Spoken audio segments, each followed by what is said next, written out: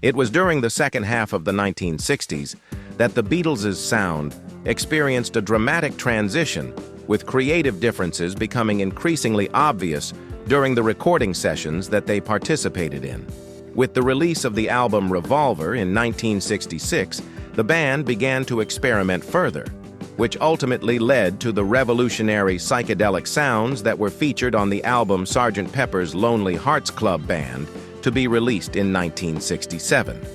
However, John Lennon was not a fan of the album Sgt. Pepper, and when he left the Beatles, he frequently voiced his disapproval of the album, which was mostly the product of Paul McCartney's creative decisions.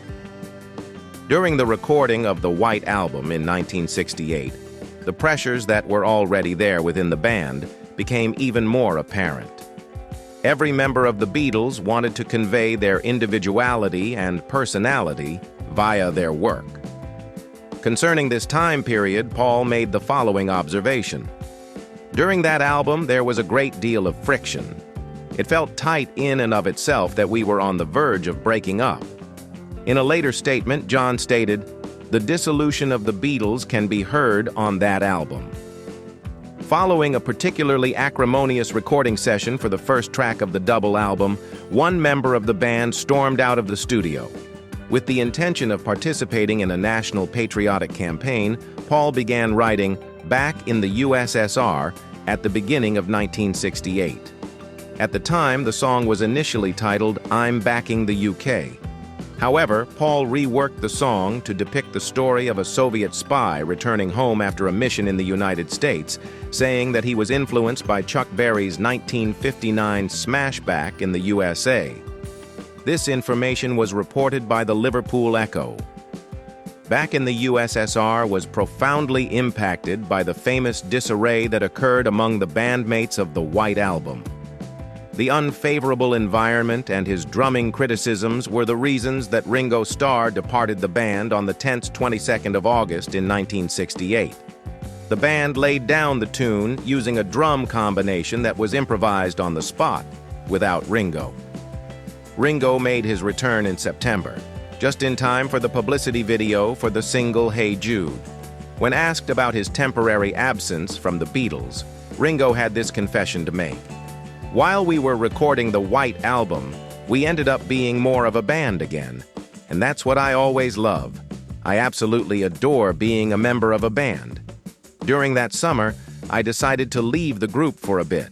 Therefore, it is only natural that there were times when it was really difficult. I left because I felt two things. I felt that I wasn't playing very well, and I also felt that the other three were content, and that I was an outsider. Both of these feelings led me to leave. In order to catch up with John, who had been residing at my apartment in Montague Square with Yoko ever since he relocated from Kenwood, I set out to visit him. I told them, "I'm leaving the group because I'm not playing well and I feel unloved and out of it, and you three are really close," said the person.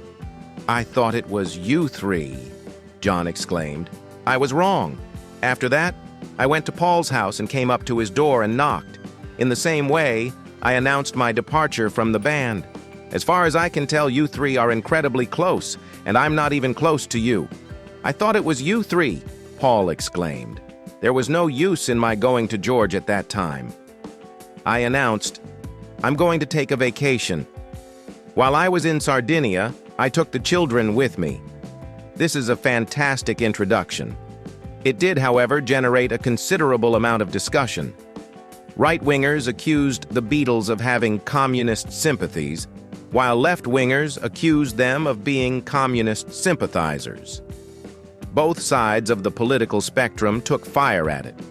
Soviet Russia's government considered the Beatles to be the epitome of Western decadence, hence they never performed in the country.